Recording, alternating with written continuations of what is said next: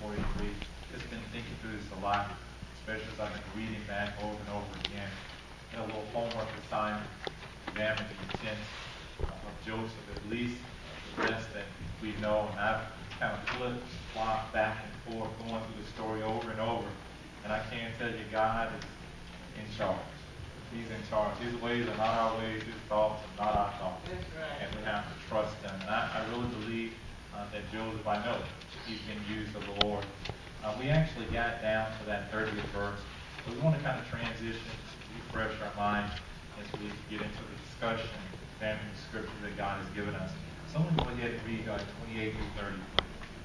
And they answered, "Your servant, our father is in good health. He is still alive." They bowed their heads and prostrated themselves. Then he lifted his eyes, and all his brothers returned.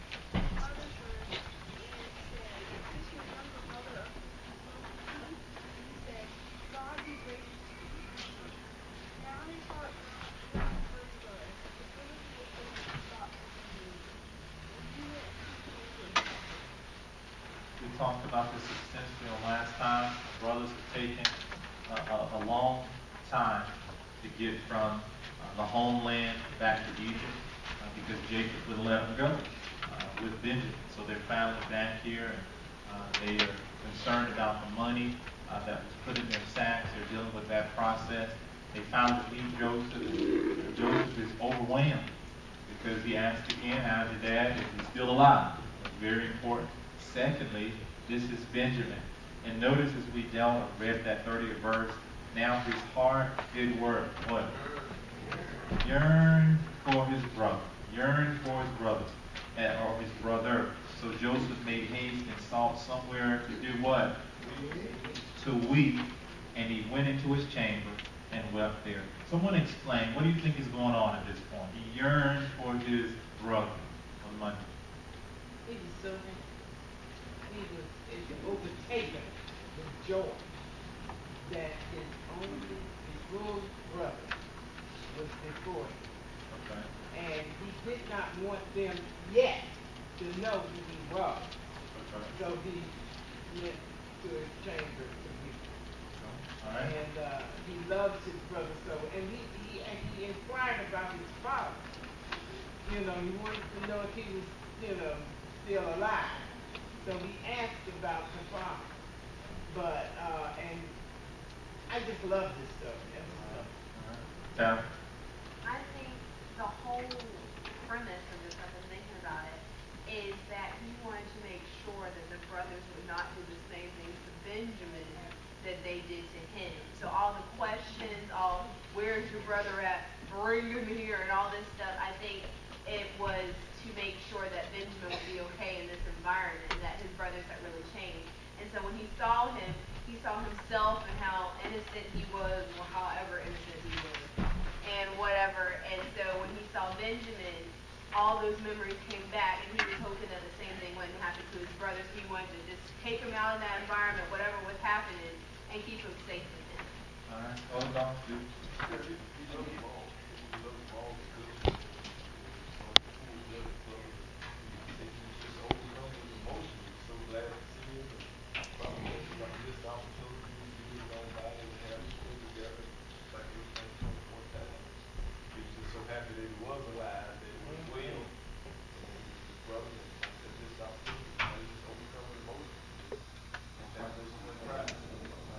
Other thoughts?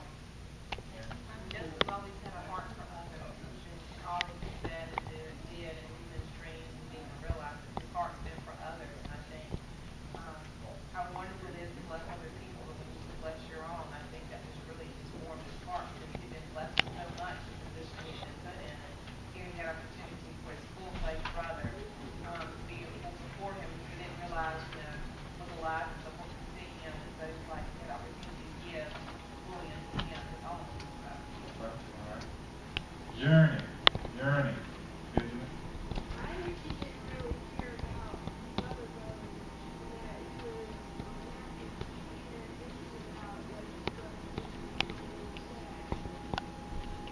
And that kind of encompasses, as the scriptures use this specific word, and some other translations different, but yearning.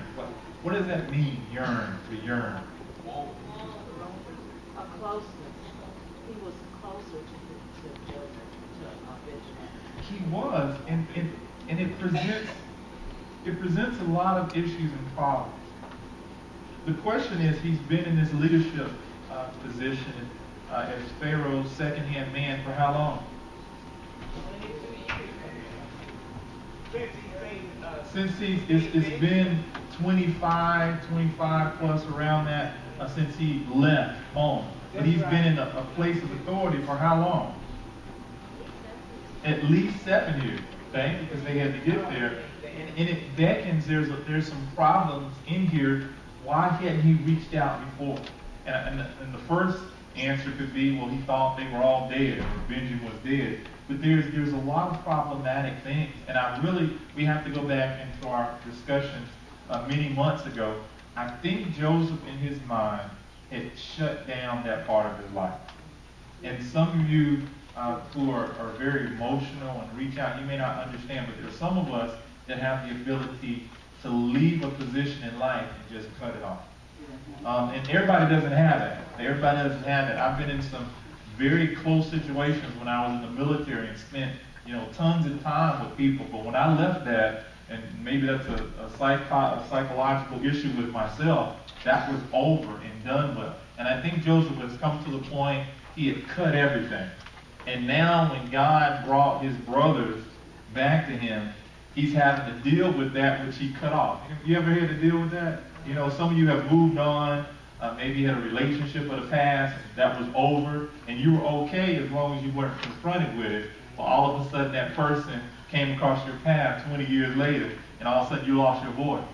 You couldn't even speak because all those emotions that you had buried came back up. And this is the same issue that he's dealing with when he finally sees. He could have done a lot of things. His brothers have been gone from that first encounter months. We're not sure how long, but he could have sent out an entourage to follow them. He could have went back to the area. He already knew his father was alive from that first thought. He already knew that Benjamin was alive from that first thought, but he didn't. He waits and waits. And now as he sees his brother in the flesh, he's overcoming. He yearns. I think the yearning now is, I want to embrace him and I want to reveal who I am. And now we're going to have to deal with the emotion. Why doesn't it? Someone said that he's waiting to follow this out, but he's yearning, this strong yearning. He's weeping. He's breaking down. He has to leave the room to not just cry. This is very important. Another word in there, weep. A lot of people cry. But homeboy broke down. I mean, snot, everything. He had to get himself together. After he did all that, he put his makeup back on, because the Egyptians would usually wear makeup at that time. And then he comes back out to present himself. So Joseph is fighting all this emotion that's on the inside. There was some hands up. Yes, ma'am, Bianca. I still go on my same premise that I think he had decided that it was in his best interest and the best interest of the country that he never leave. That he just be nice to them, kind of push them away. I've got a job to do, that's in the past now. I don't know if they're right. They can mess up my whole, situation here. So I think he had come to the conclusion that he was not going to reveal himself. But then he sees Benjamin, and it's like, I can't never just let them go and never let them know that I'm here. And so then you have this struggle. I've already decided I'm not going to reveal myself. I'm going to let it go. It's over. But then you see Benjamin, and then he's like, I don't know if I can do that. I can with my other brothers, but with Benjamin, I don't know if I can do that.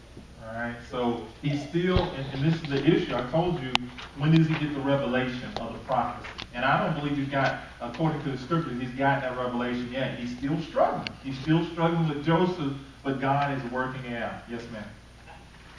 Earlier in scripture, it lets us know that he did dismiss that part of his life. He did dismiss it. He was living as an Egyptian. He did dismiss that part.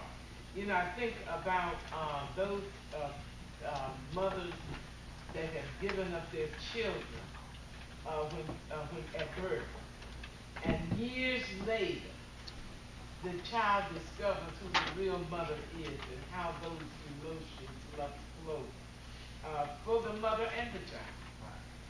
So the struggle that's going on. There were some other hands. Can I get on here? Someone read the next two verses, please. When he washed his face and came out, he restrained himself and said, serve the bread. So they set him a place by himself, and then by themselves, and the Egyptians who ate with him by themselves, because the Egyptians could not keep food with the Hebrews, for that is an abomination to the Egyptians. All right, washes his face after this weeping and breaking down. And he comes back out and he does the command. What's the command? That's easy. Serve the bread. Yeah. Somewhere in all that emotion, he gets himself together and says, it's not time. No. I will not reveal myself. And I was talking to Bianca the last time after Bible study. I think at this time, I'm torn. I think he is hearing from the Lord in some senses, and there's emotion. God is playing both sides of the deck. Right? God can do that. Did you know that? God can even use us when we're not necessarily in his will. He can even use us in that. Now that doesn't say that we should be happy to be out of his will, but God is not limited by us. Because if he was, he wouldn't be God. The definition of God that he's almighty, he's all powerful, he's all knowing. So the same response here, Joseph gets a touch of the Lord or a feeling, or maybe he has the wrong emotion. It's not time yet. Now look at this. He comes back out, serve the bread. This is very important. What did we see coming out of verse 32 as far as with the issues that's going on? Because we're going to have to deal with this later. What's strange about 32? Yes, sir. There's a cultural difference between the Egyptians and the Hebrews. Yes. It's a serious cultural difference. We could even call it a what kind of issue? It's a racial issue. It's a racial issue, and you can't get around that. These Egyptians, they're different skin color than the Hebrews per se. They are very distinct.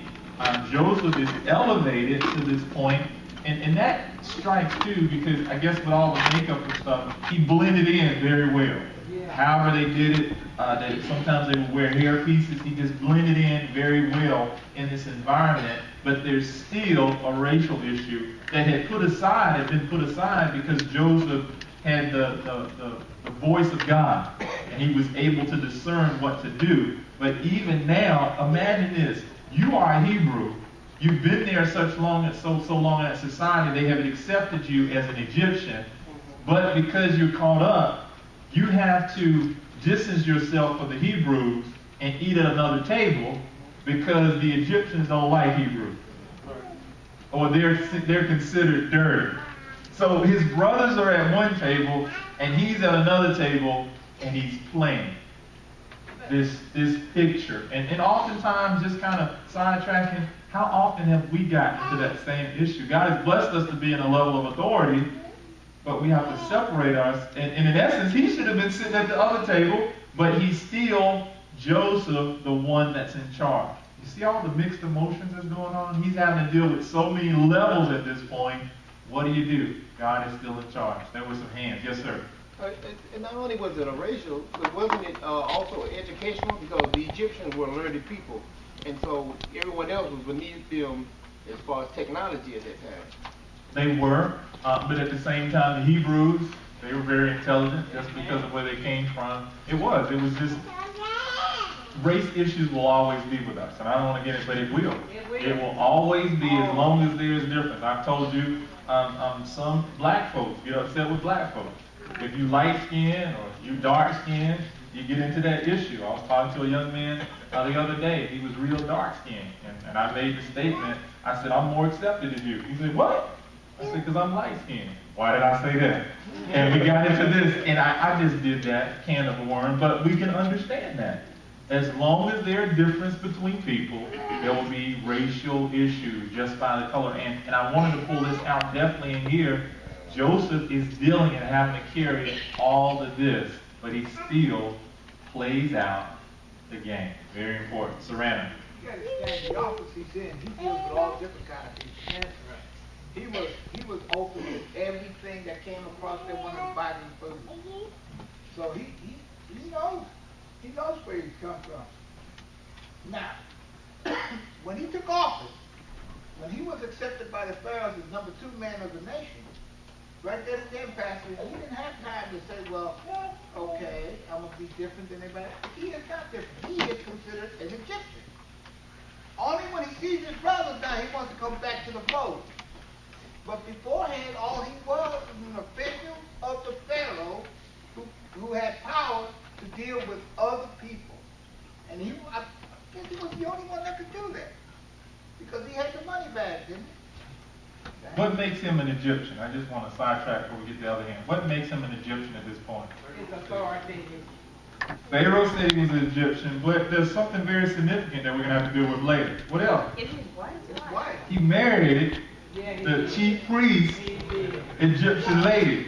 So he's married into the family, and he's got Egyptian kids. All right, that's that whole scenario. He's got Hebrew kids, but they're Egyptian because the Egyptian mom. They come together, so they're accepted because he married into the society, and everyone knows that. Yes, ma'am. But he did not forget his He did not forget that he was. And that's the point that I see, because I never, in reading this whole story, I've never seen where he denied who he was. Okay, all right. Very important. We're going to examine that as we go on. There's some other hands. Someone read the next verse, please. 33, I think. And then, Go ahead. and they brought forth the firstborn according to his birthright, and the youngest according to his youth. And the men looked at astonishment on one another. Now that, Now, Joseph is playing this game, or not really a better word to use, but it is. He knows something that they don't. And then he begins, and I'll use this, to taunt them. Yeah. He just came through with his weeping thing and comes back out, separates them, but he sits them down at the table. How? according to their age. According to their birthright or their age. Now the brothers, because they are intelligent, they got issues, anger issues, and other stuff, but they're intelligent. They can add. They're thinking about, hold up, how does he what? Now, one simple, you can look at some people, and this is another, they are very close in age, a lot of them. So you might be able to get the youngest and the oldest right, but when you start getting the middle brothers, very close in age, because remember, a lot of them are half brothers. So some of them were born pretty much at the same time. So it would be hard to just say this is the oldest. But Joseph purposely gives us information that they be set from each one by age. Right. And they look around. And they're wondering what's going on. Now some of you who are smart, intelligent, maybe the light bulb would have came on you. Hey, this guy knows more about us or whatever. I think that they're pretty much clueless. Remember he talked about that he knew about, I'm getting ahead of myself, but they figured that the Egyptians were in magic, and we see that even from Moses, from our studies, with the Egyptians that were there, and those priests, they were able to do a lot of the same, quote, tricks That's right. that the rod did. So they were very in depth. So I think at this time they're thinking more on, he's actually able to read our minds. That's right. That's right. Now, what does that do for you? It makes them even more in fear. If you think somebody can read your mind now they're like, man, this guy is just awesome. And Joseph knows that. And that's the problem that we're having here. He does know. He's flaunting his authority at this point in some sense by setting them up and making them sweat even further. Look at this next verse. Yes, sir, Glenn, before we go on. I was going to say that from Joseph's past, right? He got his start with Pharaoh by being a seer, as far as a dream teller, and being able to so much as like see the future, because he forecasts what the famine would be and all of that. So that's part of his reputation already as what elevated him, and for him to be able to foretell what their ages are, or different little facts about their family or their clans, wouldn't that kind of fall into probably his legend preceding him? His whole calling. But I want to take that even further. Is this deception what Joseph is doing? Yes. Why? Because he's deceiving them by not letting them know who he is, and he's, like you said, taunting them by knowing who they are.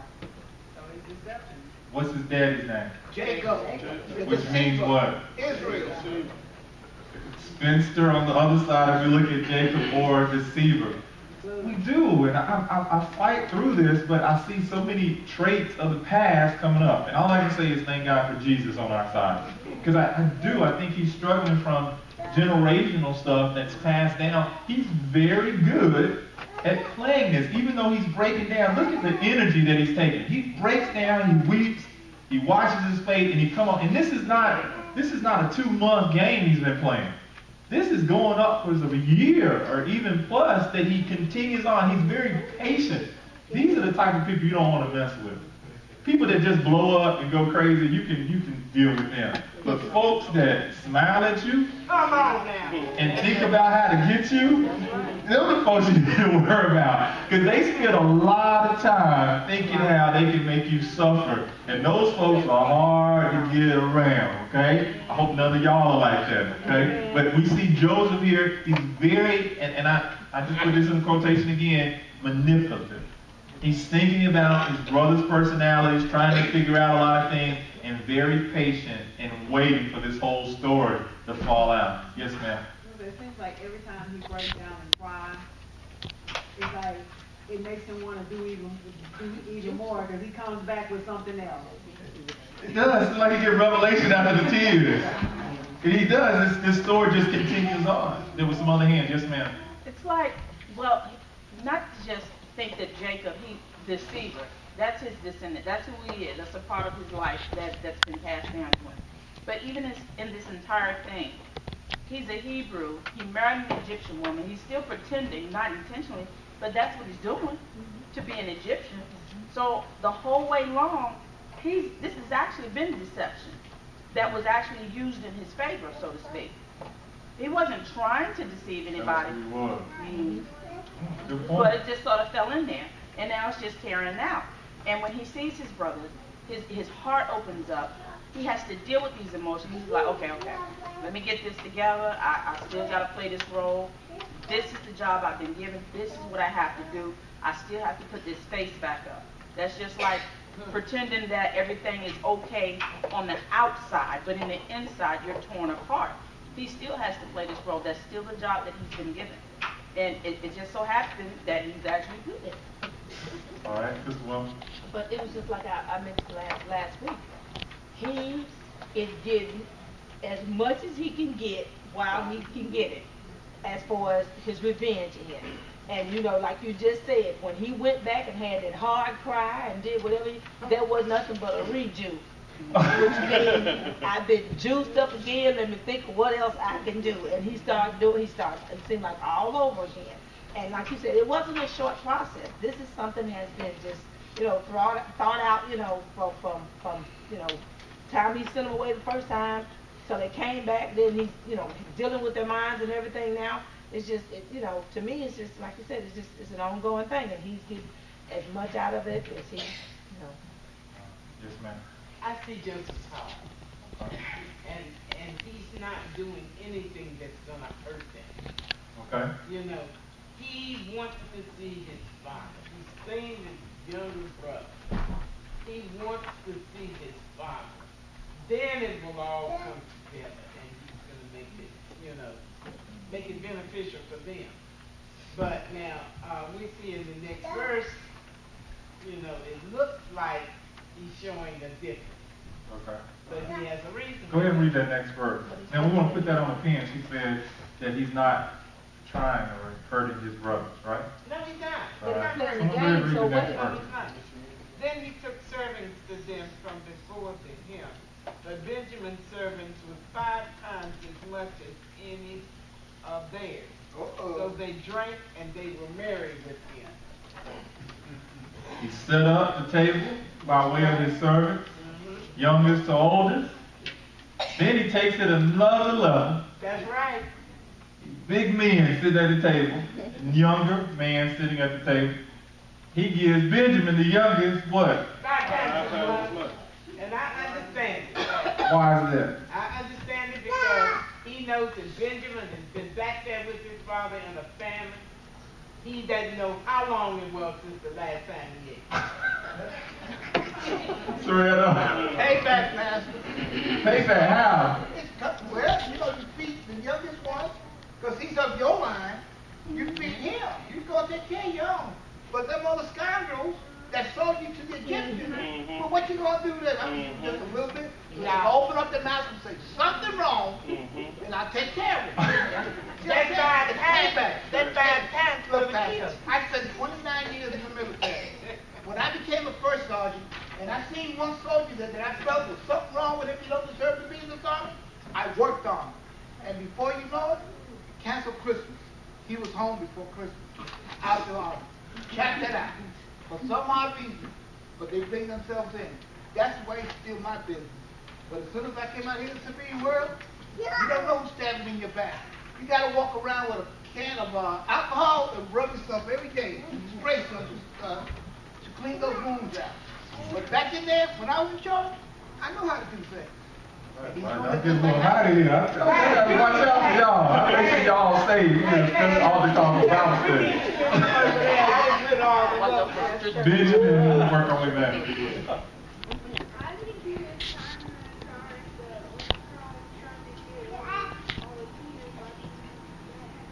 All right, so getting rid of the emotion now. The emotion is leading him to do even worse, and that was, Miss Gina brought that out. Yes, ma'am. He's not just doing this. He knows one of those brothers is going to be smart enough to go, wait a minute. First of all, he's lined us up. Benjamin, out of all, he's not stupid. He can't reveal himself yet, but if some of the things that he does, one of his brothers, he's known them long enough to know the aging and the timing in between them. He's going to know exactly which brother's going to say, okay, wait a minute. This is not just a coincidence. Something is different about this man. And I wouldn't be surprised that in the midst of this right now, Benjamin may already know. Because your family know who you are. Whether you like it or not, the good and the bad. They're all from the same trait. And if you look at someone long enough, somebody's going to figure it out. He's playing this thing to the very end. He's going to look out for his own. That's his brother, to the heart and the soul. He's been with his father, never known what he's already been through. But it's his way of saying, okay, this is mine, like Brother Sereno said. I'm going to take care of my own. But you are going to recognize eventually who I am. Yes, sir. D. Rudd. I just want to say, first of all, can we stand a position? Can we stand to be in charge and do it God's way? I just want to bring that out. So your thought pattern is maybe he's using too much power. Sometimes we can get busy. We Okay. get the wrong thing. We got two boys that speak to us all the time. We got to decide which one. Okay. We got to know which one, not decide, we got to know which one. Talented and Vicky Lane. I think, like I said before, he's setting up the same thing that happened to him. You had the coat of many colors. He gave his brother the 5 servings of food. He gave his brothers a little bit.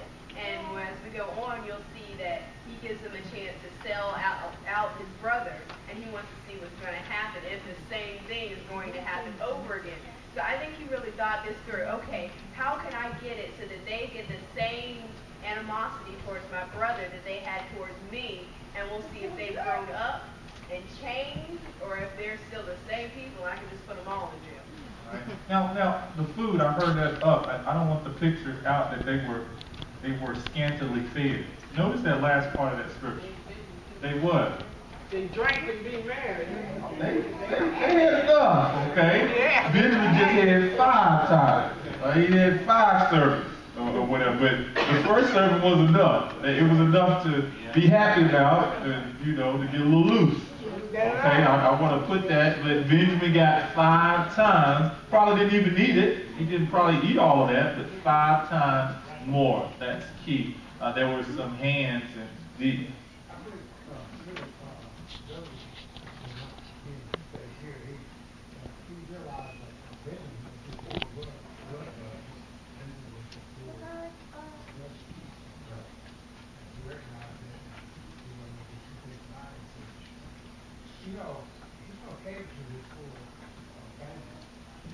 All right, so is that right?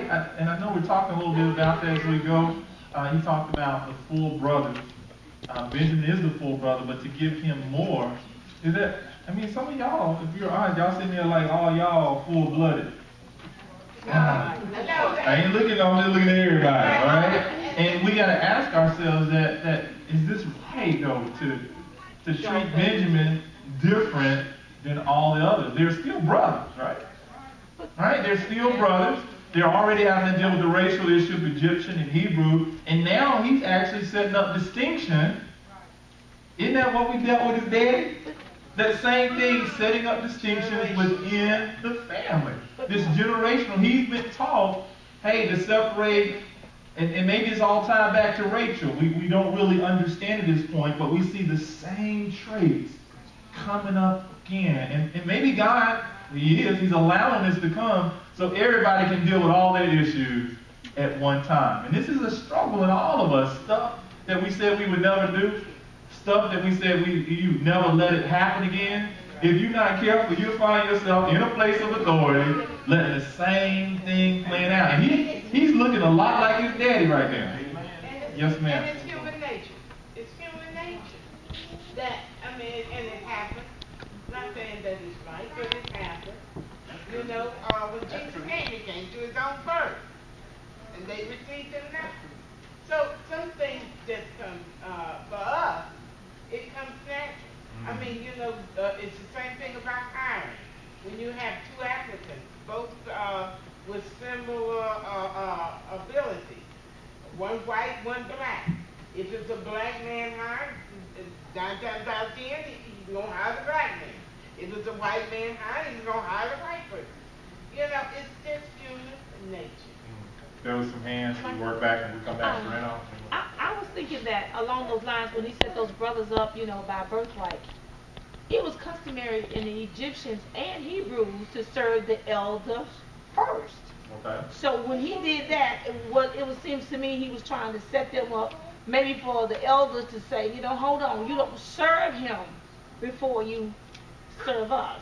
And to see if they would say something to that effect, and then he would just pounce to let them know, who are you to tell me? But that's what I'm looking at, because, you know, while he asks them to do that, then you turn around and you go to the smallest and give him, you know, you give Benjamin 5 times or whatever else, and, you know, you only give your son Philip a sippy cup. You know, that's just, that's kind of, you know he's going to say something. Now, Dad, hold on, wait a minute. How could Benjamin give it to me, then you give me this sippy cup? Something is going to be said, and to my thinking, I'm thinking that that's why he did that. You know, he set it up along those lines, and with the Egyptians and the Hebrews, the elders, it comes down, you know, your birthright comes down by, you know, your birthright. But then he goes to the front of the table and goes, you know, last. So I thought maybe he was trying to set them up to. And the issue is, he knew their ages, and that's the big thing. Not so much, and I agree with those birthrights, but he knew how to put them in line here. All of these brothers. I mean, how many brothers is it? 11. He puts them all in line. That's pretty good. Yes, sir. I think it might just go to him remembering his brother's character and how they were and how they slighted him for years on top of years.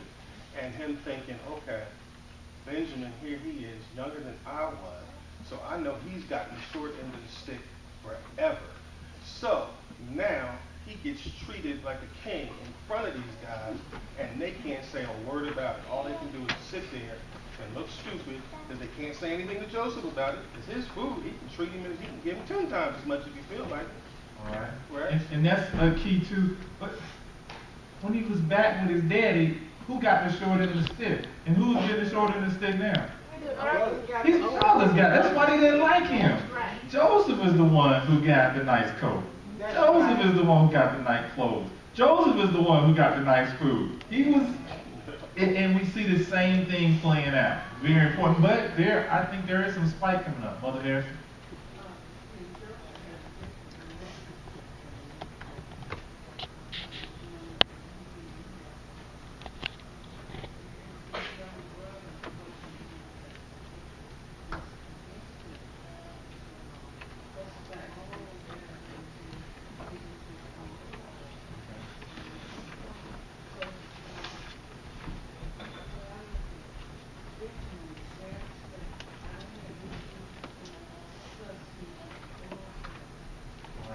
So Mother Harrison again brings it back that Benjamin is special. He gave everybody a hearty serving, that's hard to say, you just try to stop. Hearty serving of food, but it was his prerogative to give extra to Benjamin because of the relationship. So he's saying it's really not being unfair. It's just he was fair to everybody. He just chose, because it was his stuff, to give more to Benjamin. B, we had some. Yeah, like the brothers, he could have felt like they had to change their ways over the years. And in the end, he knew that he was going to bring them in. He was going to bring them into Egypt and they were going to take care of them. So maybe he wanted to try to pull them out of it. He wanted to try to get some of the evil ways out before they got the blessing that he had for them. So he might have knew that, okay, in the end, he's going to bring them all down here. But these brothers, they still need some work. They still need, if I can help them get some of this out of their system, so when they come in, they can better accept this blessing. We're playing God.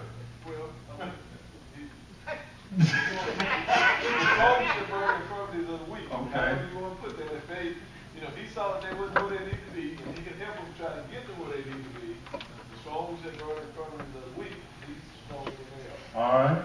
Mother Winstead. I'm thinking it's like father, like son. The father treated the young differently. So I'm thinking that's why he should be the same way. His father did him. Okay. Generational things passed down.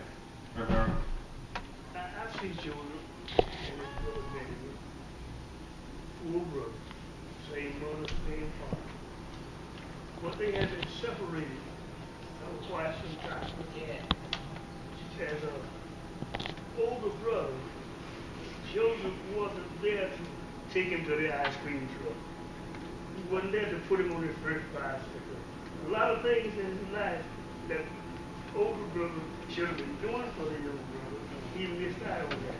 So now he has an opportunity. Give him 5 times.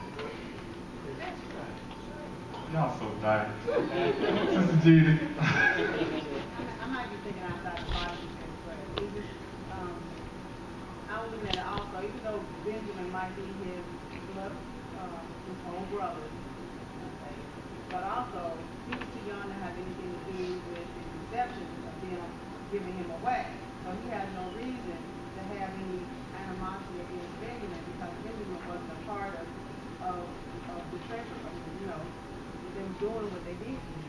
All right. But is Benjamin suffering along with him? Something along with you mean something along with Yeah, I mean, isn't Benjamin just as much stressed out as anybody at this point? Well, being that he's showing favoritism towards him, yes, he's probably stressed out now, but I haven't heard anything in the scripture that say that he suffered during that winter time Joseph was gone. If I was Benjamin, I'm thinking he fattened me up for the slaughter. I'm thinking, why is he? Because he doesn't know. Clearly, he does not know what's going on. And I know he's like, oh, Lord. And we're going to see this. I don't want to get too far ahead of myself. We're going to get 3 more comments, and we're going to read that commentary. She had her hand. Yes, yes. I was just saying, the scriptures before he was weeping because he saw Benjamin.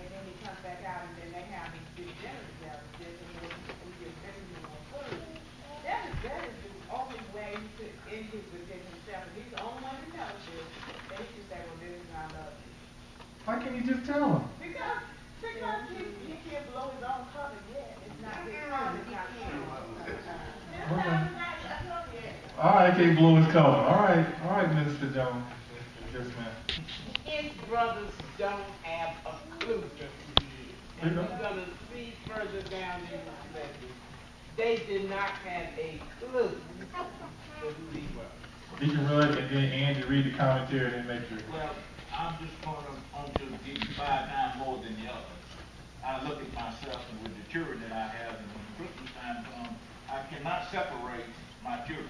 You ain't never gave anyone more. I have to give them all, try to do equal, because if I don't, I never outlive it. Okay. So I have to give them all equal, although some of them shows more concern towards mom and dad.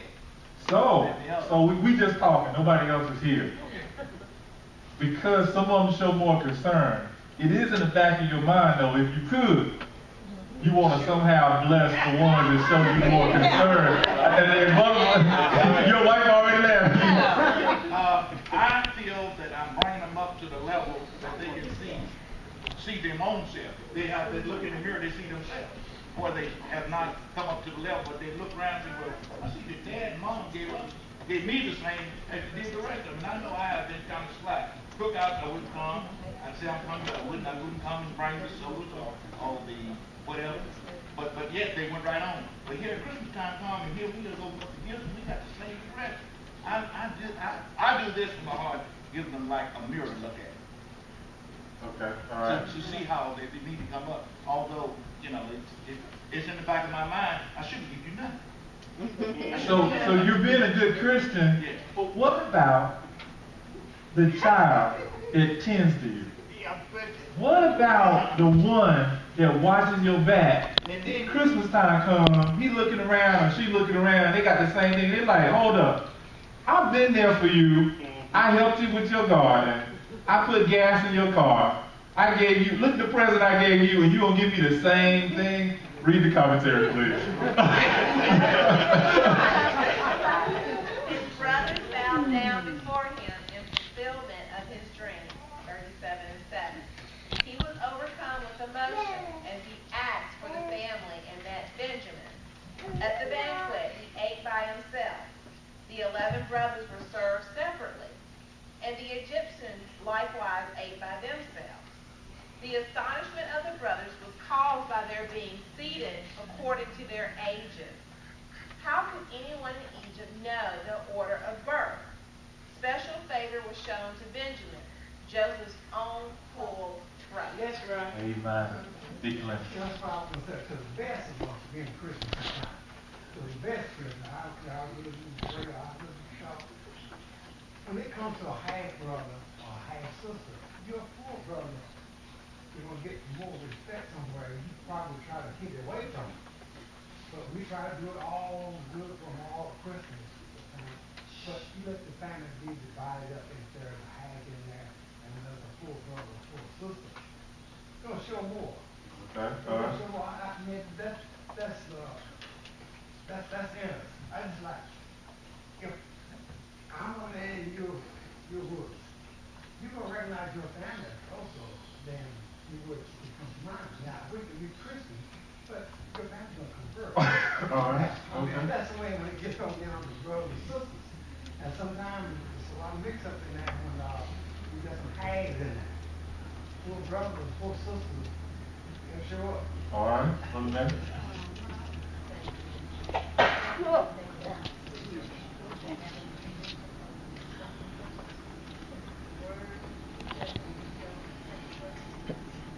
Okay.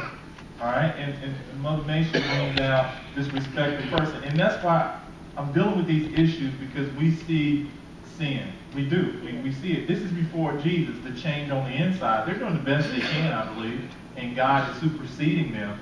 But we're seeing raw emotions that sometimes we don't deal with. And I think in our life now, we need to deal with and know that the blood of Jesus overcomes these things, all of these issues. And you can't do it. You can't do it without the Lord. You're going to make the same decision that Joseph made. You're going to have the same thought patterns. And if you are having these, you're like, you need to go, man, first of all, am I saved? And then secondly, if you're saved, man, you got to go in prayer to make the right decision and ask God to cleanse you of all unrighteousness. That you're not just doing it just because it's right, and that's great. You need to do things because it's right, but it clicks within your heart. Right? That's when my wife gets on me. Yeah, you do it because it's right, but is it in your heart? Do you really believe what you're doing? So you have a thought pattern, well, I just do wrong. Well, you don't want to do that. You still want to follow God's edict, but that God changes our hearts. That's that whole process. Yes, ma'am. I was getting back to the question, treating everybody fairly or all differently. God treats us all the same, but the actuality of the treatment can always appear to be different. Basically, what I'm saying is, He blesses us, He gives us mercy, He gives us all grace. But some of us get a little bit more mercy, a little bit more grace. Some of us get a little bit more blessings than others. We've all, as Christians, been grafted in because of Jesus Christ. So we're in the family. But sin can hinder what God gives us, but He gives us all the same opportunity. And I think that's a good thing because it helps us to understand the importance of obedience. And even with Joseph and his brothers, like you just said, there was a sin factor there. There were some issues there that were hindering their servings versus Benjamin's servings. Then on the flip side, it was completely different. Thinking about Benjamin, I think he might have been a little nervous and scared because Mama died with Benjamin. This probably been hanging over his head all this time. He has to deal with this issue that Mama died. This was, the lady that Daddy loved. Lost my brother, and I killed Mama, so I think some issues are going on in his head as well, too. All right. Serrano and Mother Monday. And go ahead and read that after the comment. This whole thing, I've been sitting out listening to everybody's version of it, but let me tell you what I feel is thing I'm saying. He wants his brothers to break the ice and figure out who he is. Okay. If he's putting them through that, if he's lining them up by birthright, if he's tending to the younger guys, like when he was the guy with the coat with many colors, the Calvin Klein coat he had, he wants them to figure it out. He's sitting there every day, he's sitting there looking. But see, you said that Israelites are smart dudes. They're dummies. They are dummies because they can't figure it out, man. They're smart today, but they still got it wrong. Okay. But they're dummies. All right. Point taken. Y'all blood pressure going up, Lord help us. The Bible tells us, do good, especially to those that are out from the faith. So there right there you see a difference. I can recall when my mom and dad kept foster kids for 27 years. And it's etched in my mind the first time they ate dinner. I mean, those kids could eat. And I was sitting there, and I'm like, Mama, why they? She said, quiet. So she pulled me off to the side. She said, these children haven't had food to eat. They don't know if this is going to be their last meal. So, and let them eat what they want to eat. Because here I have a small portion because I'm used to eating. And they were just piling on the food. And sometimes that happens. Go ahead and read 44 and 1. Okay, 44 says, and he commanded the steward of his house, saying, fill the men's sacks with food, as much as they can carry, and put each man's money in the mouth of his sack. 5 times as much for Benjamin. They sat down, they drank, they're married. Now to send them off, because the whole process was to come to Egypt, get food, come back. So now he says, fill it up as much as they can carry. All right? Fill it up as much as they can carry. Savannah, here's your hand. Got what you had to say. All right, we'll come back to you. Yes, ma'am. Maybe he's doing this because he knows Benjamin is still with his father. He knows Benjamin is the last and the final. That's his blood brother. He died, like I said, his mother died in childbirth. Benjamin's still with my daddy. My daddy loved me. My daddy loved me. Anyway, sorry. But anyway, and he's like, okay, he's the short end of the stick. Right. Last and final. He may be the only hope left to getting this thing right. Let me see what I can do. Being that I wasn't there, I'm here now. I'm going to have to play this thing out. Let me do what I can do within my power to see if I can steer him in the right direction. I wasn't there. I'm going to give him all of this, take care of Daddy, in an indirect way, without blowing my cover. Now, eventually on the way home, if one of the other ones decide to figure it out and go, oh, okay. I still didn't blow my cover. They just guessed. But by then, they're long gone, got what they came for, and it's all water under the bridge. Can't nobody prove nothing. I take care of daddy, take care of my brother. I feel good about that. The rest, deuces. All right. All right. Do you have a comment? Yes. Well, what I was just thinking about, I was way back, we were talking earlier about, did they recognize him and then, you can't recognize from such a long time ago. And I was just thinking about when I used to have a group home, and after I closed the group home, it was teenage girls, and after I closed the group home, I went to work at the school system, sitting in the classroom with a student for her behavior. So but when I first saw her, I said, that girl is just like one of my clients. And it just bothered me because when I saw her mother, I said, well, that's not her mother. And so one night I was talking to her mom on the phone, and I said, she said, I wish God would send me somebody to help me find this girl's real mom.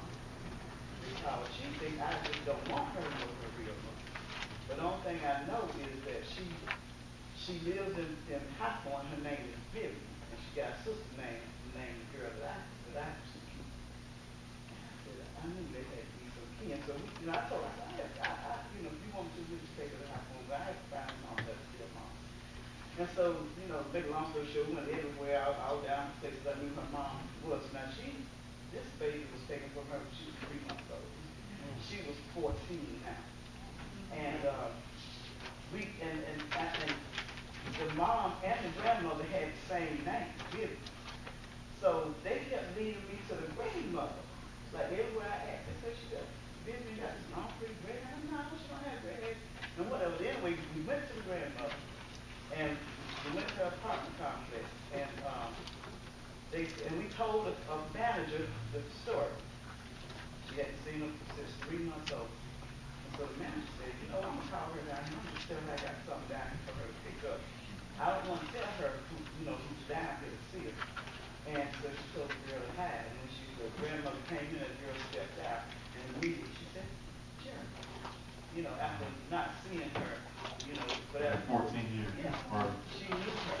So I'm just thinking about myself, whether or not they, I think they see something, they brother. So something should be, and that's what Serena was saying, they should have known something was going on. We're out of time. Read this last verse, but I just want to leave it on your mind. I'm going to read this last verse. And also put my cup, the silver cup, in the mouth of the back of the youngest, and his grain money. So he did according to the word that Joseph had spoken. We're going to come back on next time, and we're going to talk about this. Mother Money, I'm glad she read that last, and she said he does not want to hurt them. But we're going to follow this scenario out, and I guess we're going to have to define what hurt is, because they are going to hurt a little bit as they get down the road. Come to your feet. I'm sorry if I didn't get your hands. Some of you were going up. Please bring those comments back on next. I know you got enough.